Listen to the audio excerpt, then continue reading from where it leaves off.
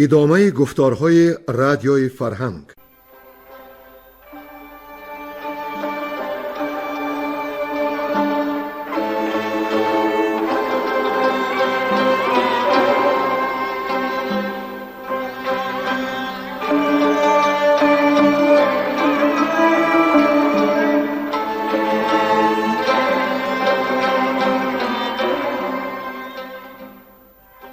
بسا رنج بردم در این سال سی، عجم زنده کردم بدین پارسی. بسا رنج بردم در این سال سی، عجم زنده کردم بدین پارسی.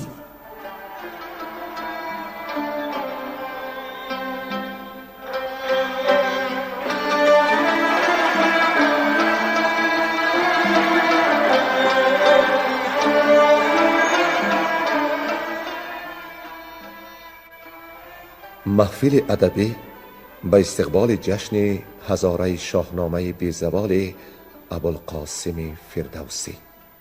صدر محفل لایق شیرالی.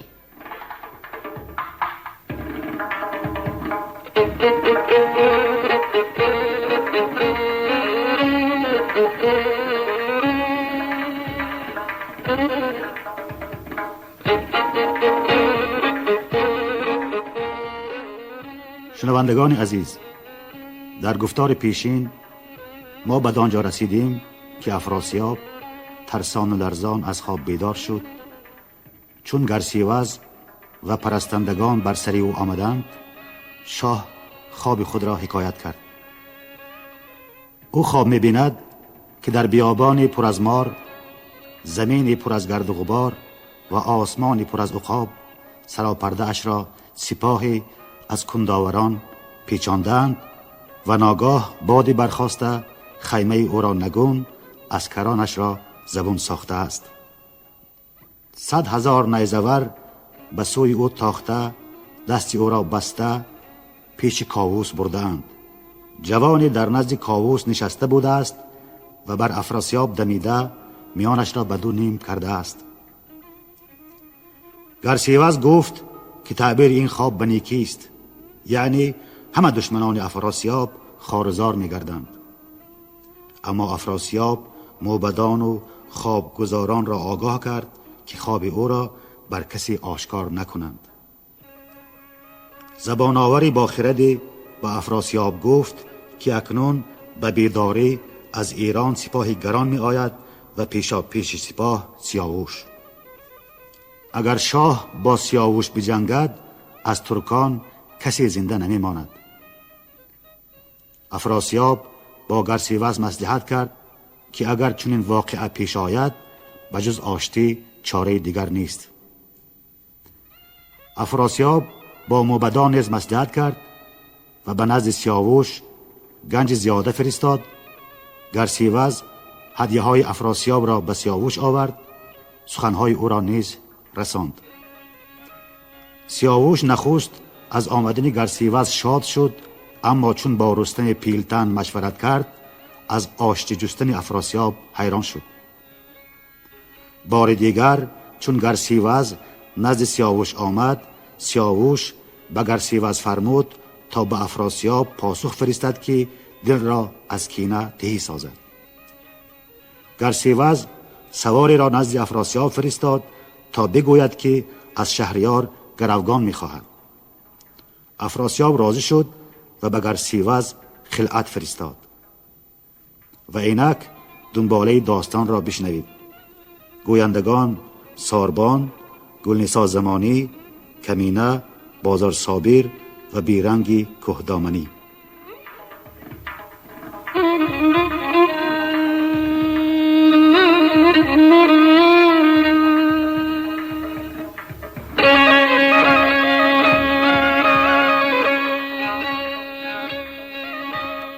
فرستادن سیاووش رستم را به نزد کاووس.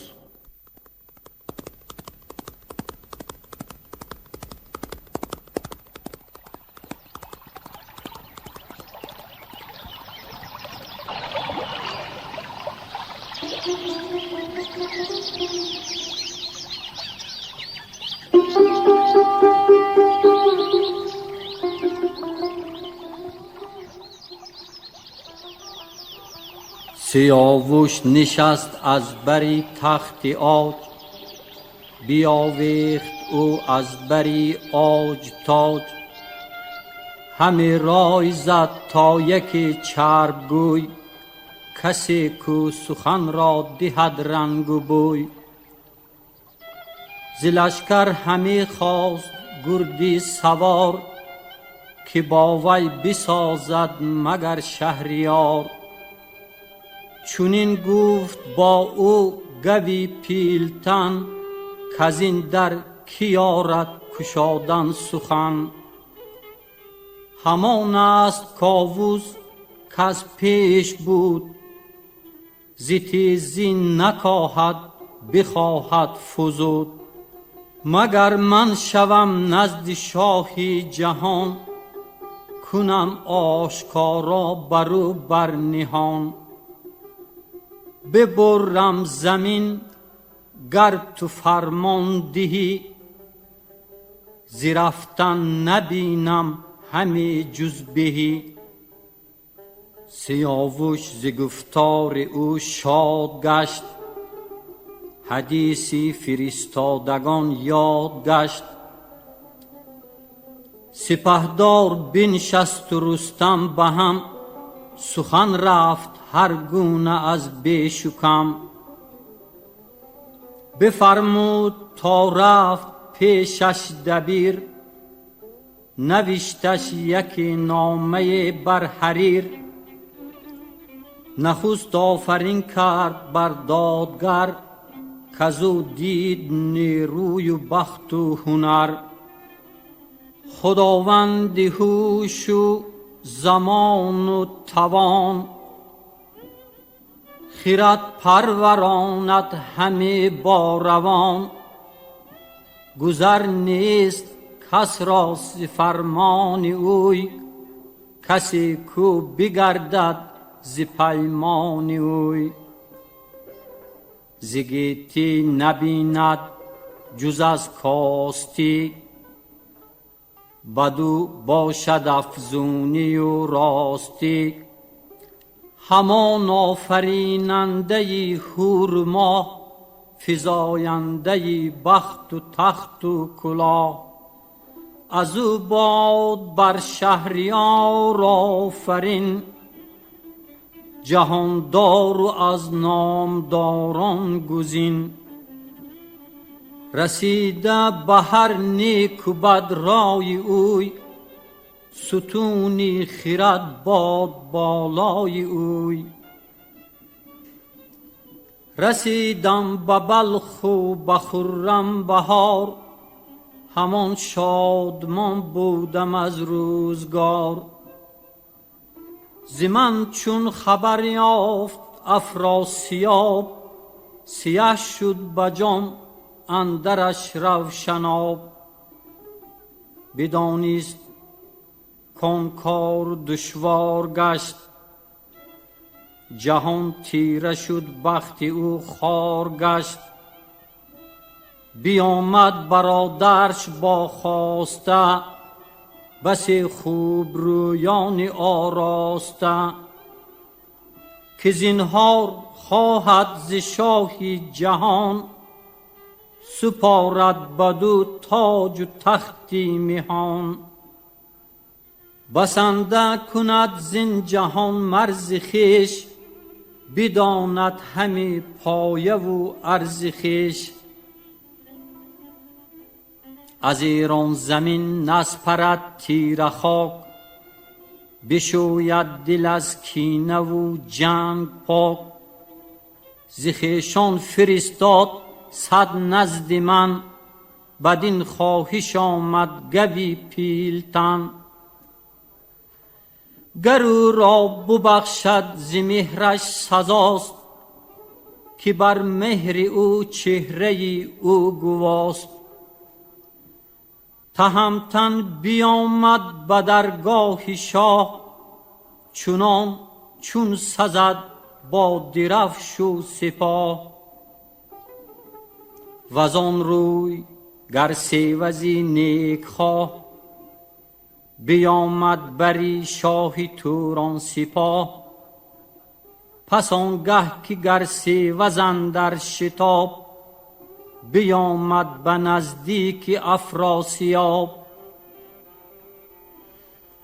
همه رازهای سیاوش بگفت، که او را ز شاهان کسی نیست جفت. ز خوبی و دیدار و گفتار اوی، ز هوش و دل و شرم و کردار اوی. دلیر و سخنگوی و گرد و سوار، تو گوی خرد داردش در کنار.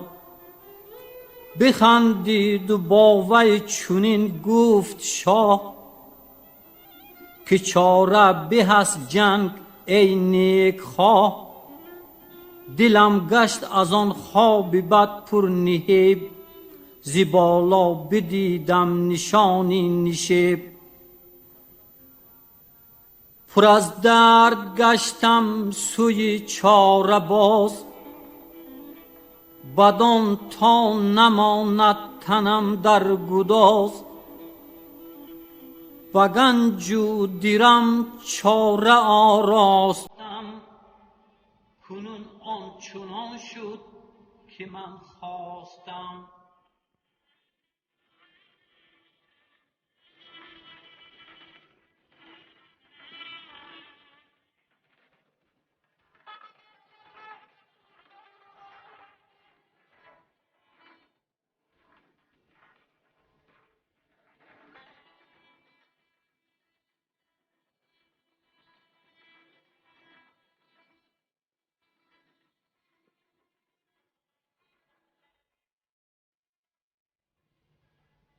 پیام دادن رستم کاووس را.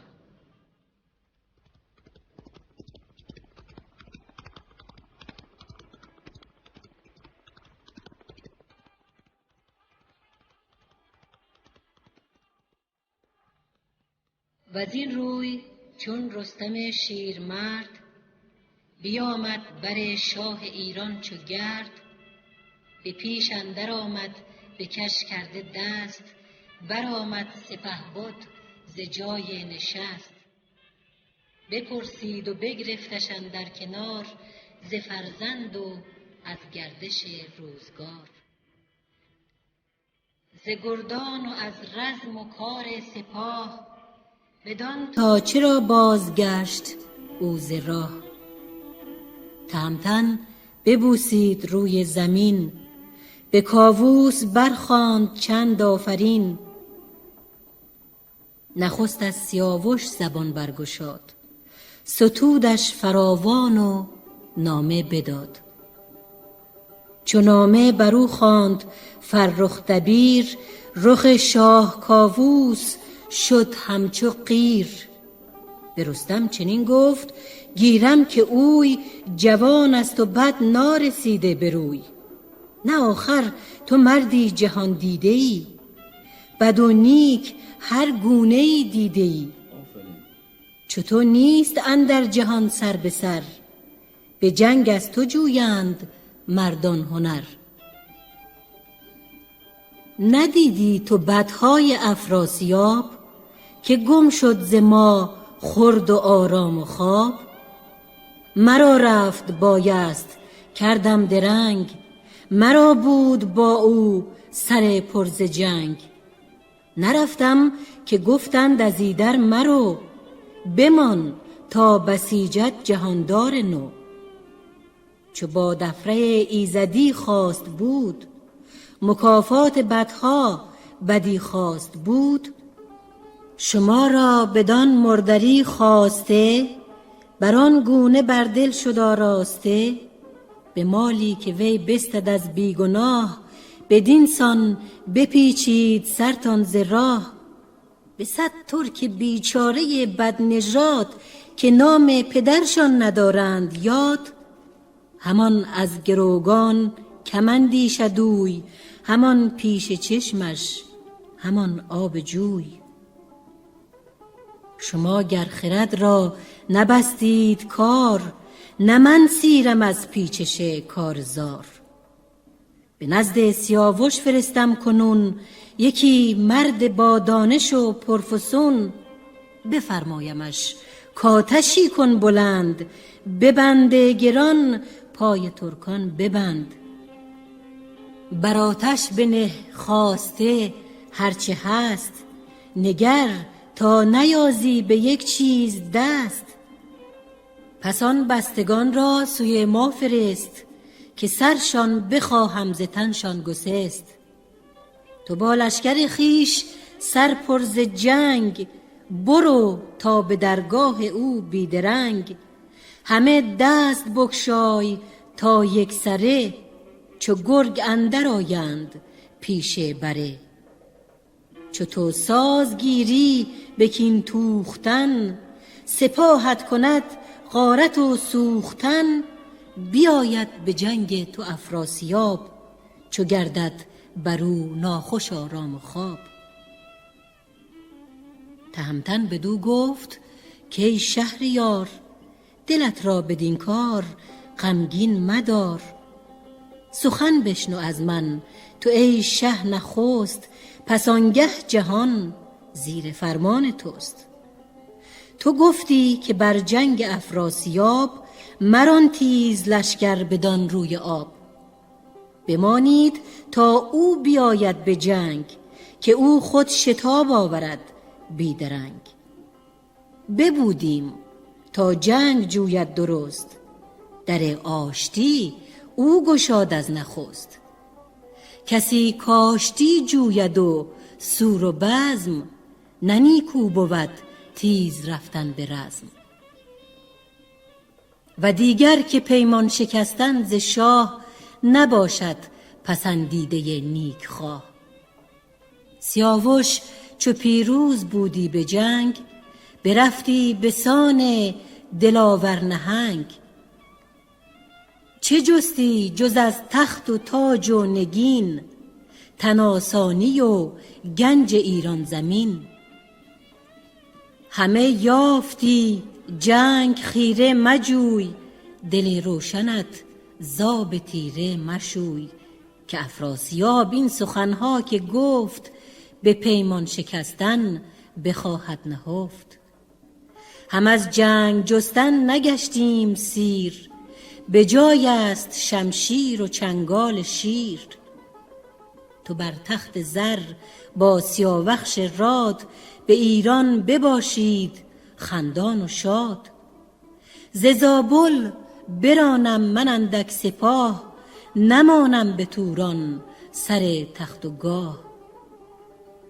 به گرز نبردی بر افراسیاب، کنم تیرگون تابش آفتاب.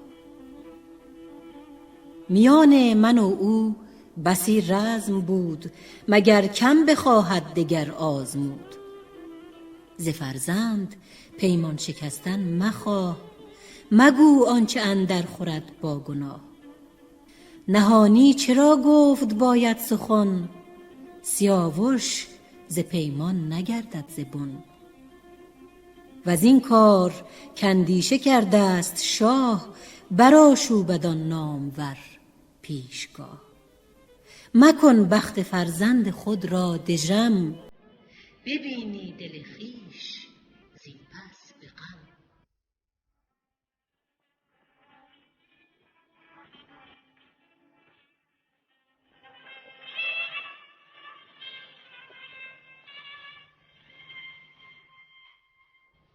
فرستادن کاووس رستم را به سیستان.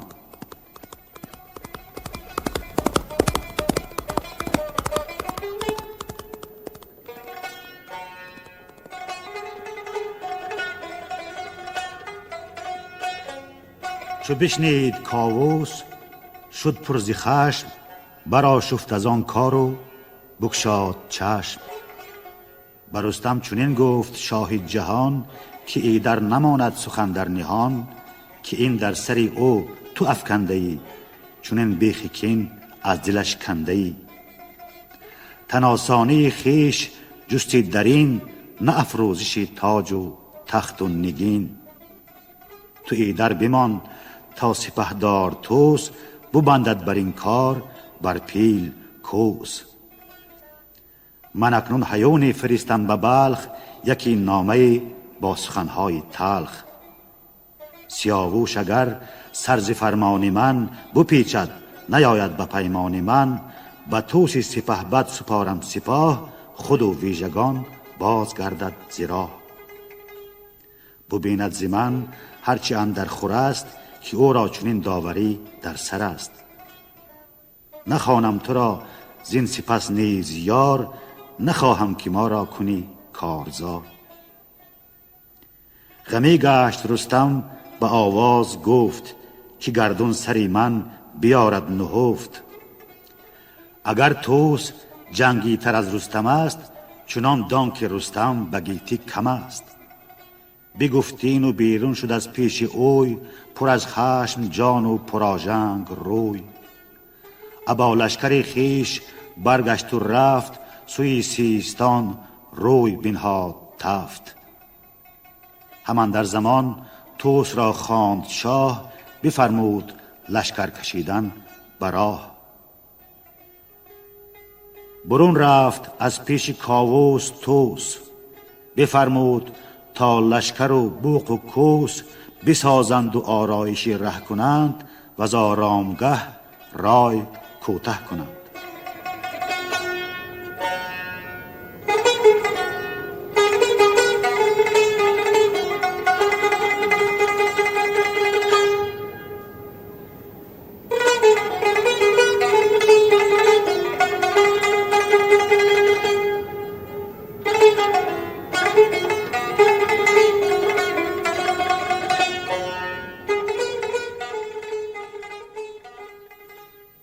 پاسخ نامه سیاووش از کاووس.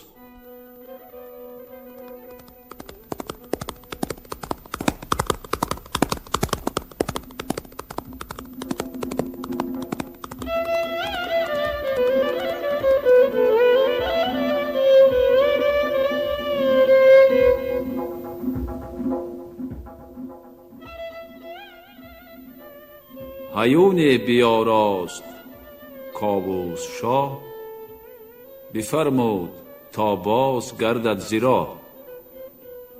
نویسنده نامه را پیش خواند، بر تخت خویشش به کرسی نشاند.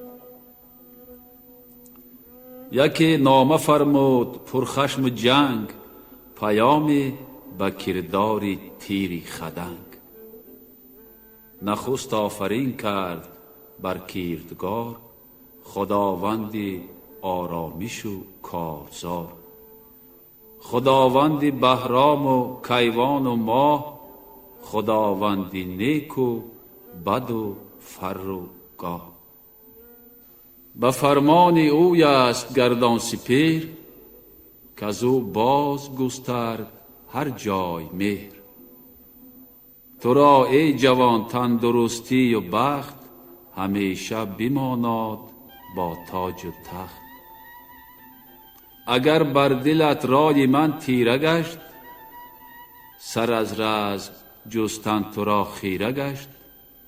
شنیدی که دشمن به ایران چی کرد، چو پیروز شد روزگاری نبرد.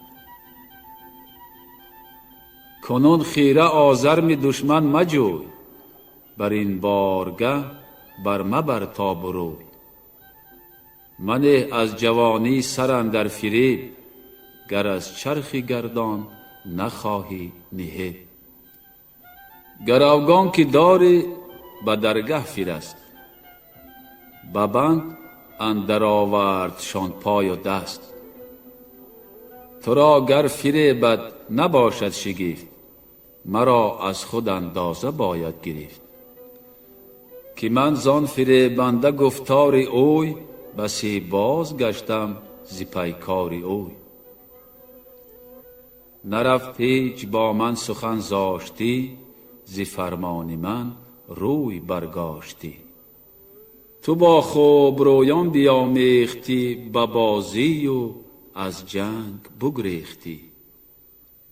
همان رستم از گنج آراسته، نخواهد شدن سیر و از خواسته.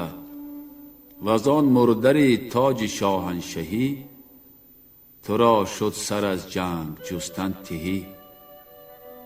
دری بی نیازی به شمشیر جوی، به کشور بود شاه را آبروی. چو توسی سپهبد رسد پیش تو، بسازد چو باید کم و بیش تو. همان در زمان بار کن بر خران، گروگان که داری به بندی گران. از این آشتی رای چرخی بلند، چنان است کاید به جانت گزند. به ایران رسد زین بدی آگهی، برآشو بدین روزگاری بهی. تو شو کین و آویختن را بساز، از این در سخنها مگردان دراز. چو تو ساز جنگ و شبیخون کنی، ز خاکی سیه رودی جیحون کنی. سپهبد سر اندر نیارد به خواب، بیاید به جنگی تو افراسیاب.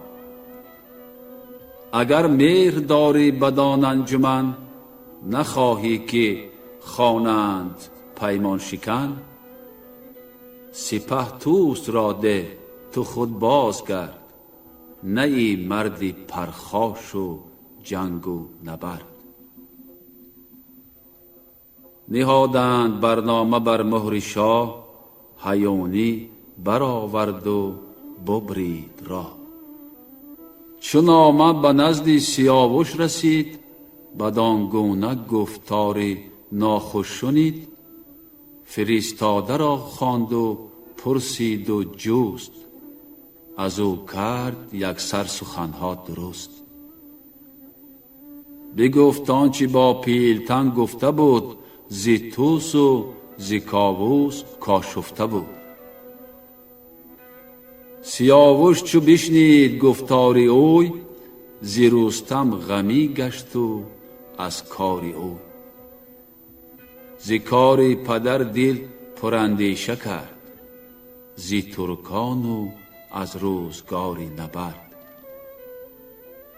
همی گفت صد مرد گرد و سوار، ز خویشان شاهی چنین نامدار. همه نیک خواه و همه بیگناه، اگرشان فرستم به نزدیک شاه. نپرسد نه اندیشد از کارشان، همانگه کند زنده بردارشان. به نزدیک یزدان چی پوزش برم، بد آید ز کار پدر بر سرم. ور دون که جنگ آورم بیگناه، چنین خیره با شاه توران سپاه. جهاندار نپسندد این بد ز من، گشایند بر من زبان انجمن. وگر باز گردم به درگاه شاه، به توسی سپهبد سپارم سپاه. از او نیز هم بر سرم بد رسد، چپ و راست بد بینم و پیش بد.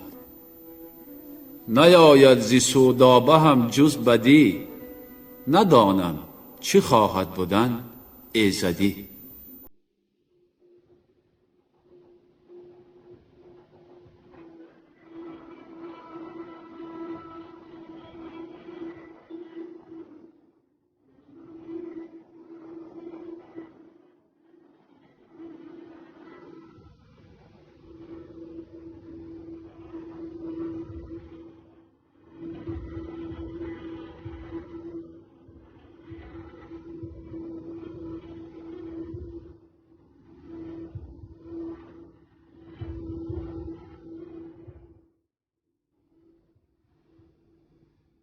رای زدن سیاوش با بهرام و زنگه.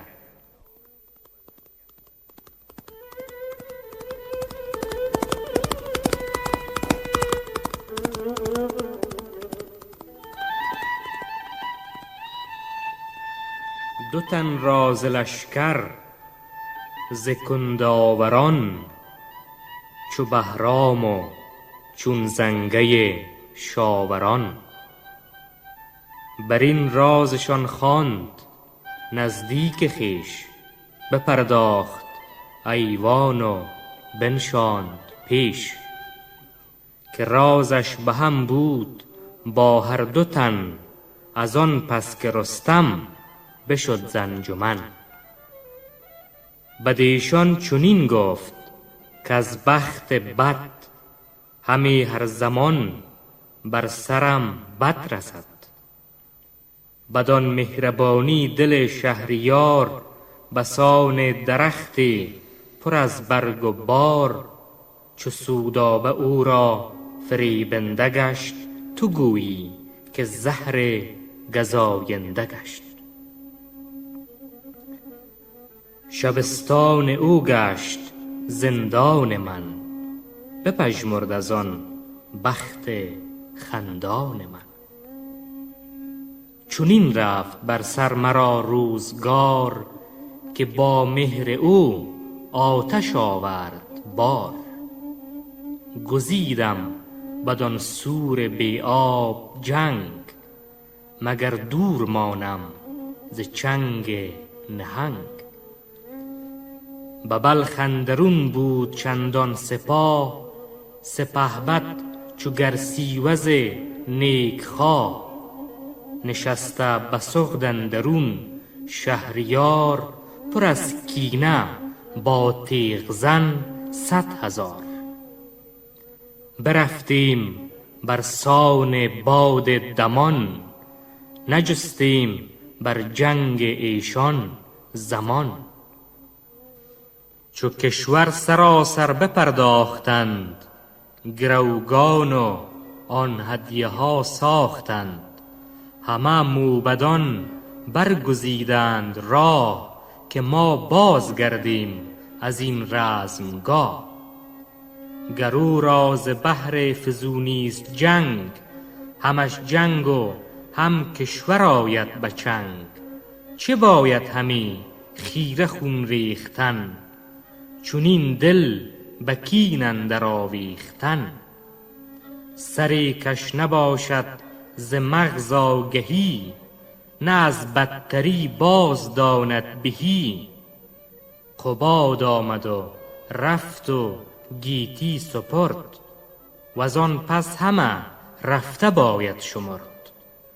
پسندش نیامد همی کار من، بکوشد به رنج و به آزار من.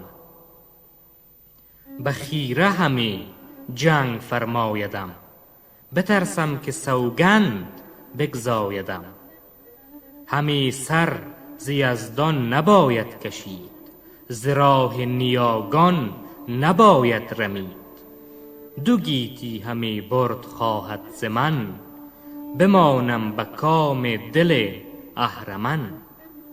و آن پس که داند که از این کارزار، کرا برکشد گردش روزگار.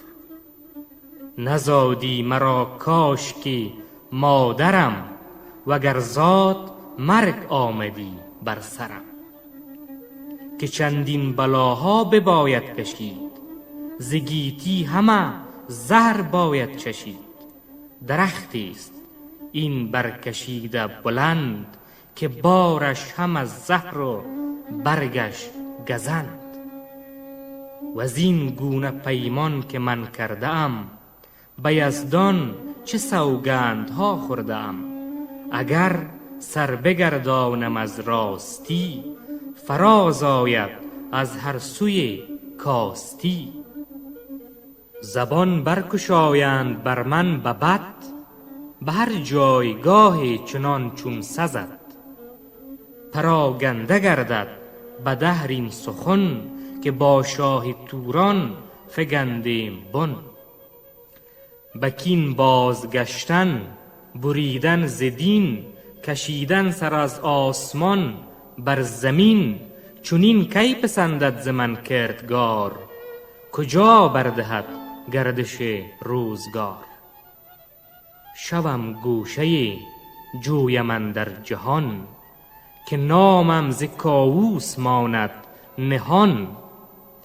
چو روشن زمانه بدانسان بود که فرمان دادار کیهان بود. تو ای نامور زنگه شاوران، بیارای دل را برنج گران.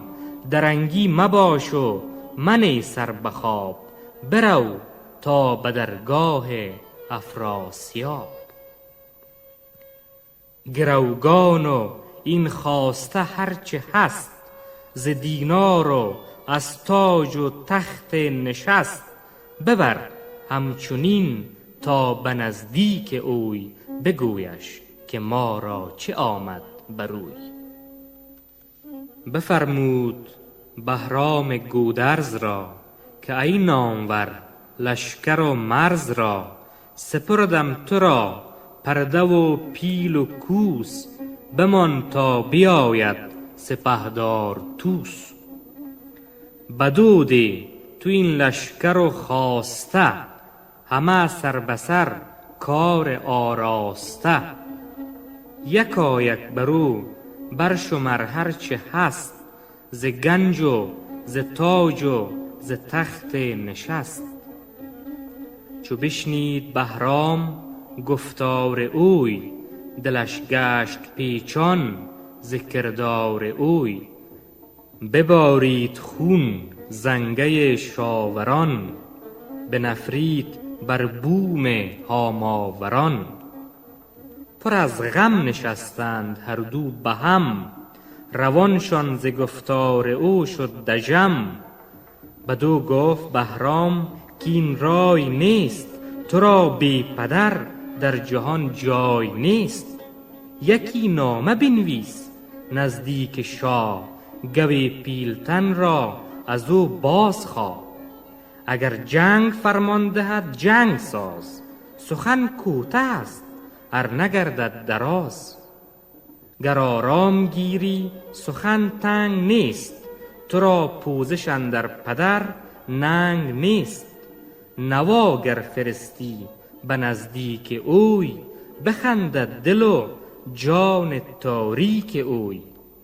دلت گر چنین رنجه گشت از نوا، رها کن کسی نیست بر تو گوا.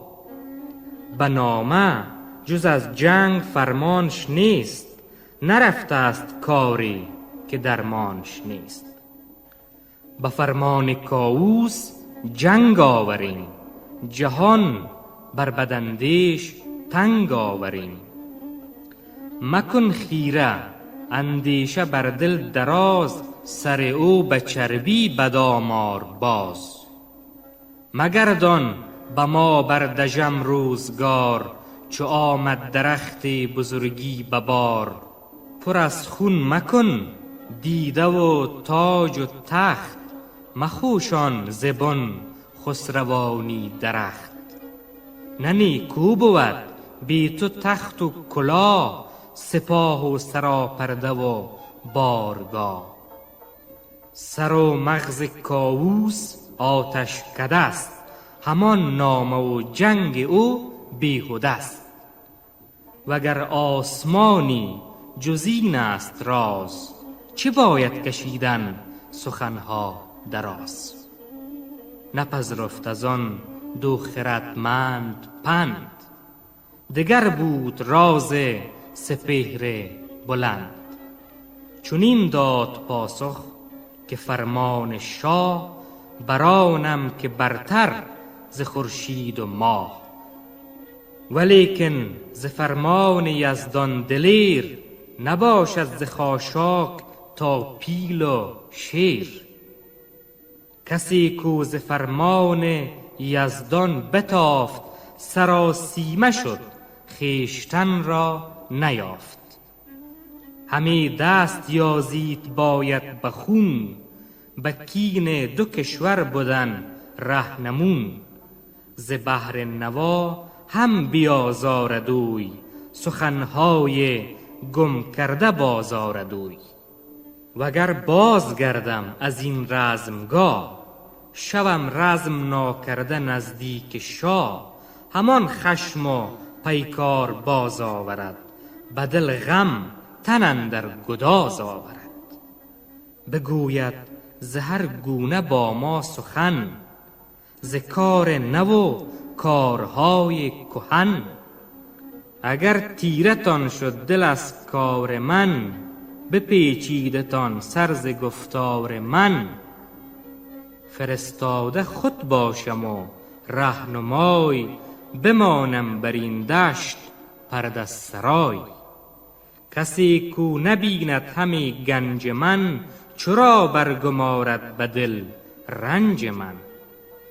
گروگان و این خواسته بر شتاب، برم تازیان نزد افراسیاب.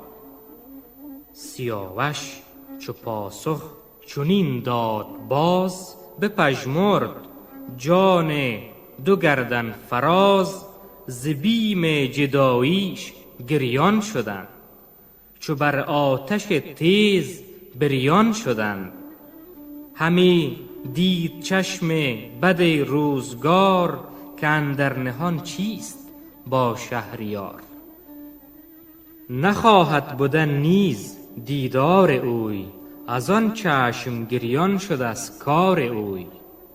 چنین گفت زنگه که ما بنده ایم، به مهر سپهبد دل آگنده ایم.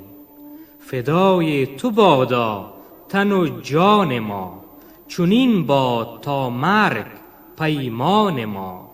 چو پاسخ چنین یافت آن نیک خواه، چنین گفت با زنگه بیدار شاه. که رو شاه توران سپه را بگوی، که از این کار ما را چه آمد بروی. از این آشتی جنگ بهر من است، همان نوش تو درد و زهر من است. ز پیمان تو سر نکردم تهی، وگرچه بمانم ز تخت مهی. جهاندار یزدان پناه من است، زمین تخت و گردون کلاه من است. و دیگر که بر خیره ناکرده کار، نشایست رفتن بر شهریار. یکی راه بگشای تا بگذرم، به جایی که کرده ز آبش خورم. یکی کشور جویم اندر جهان، که نامم ز کاووس گردد نهان. ز خوی بد او سخن نشنوم، ز پیکار او یک زمان بغنوم.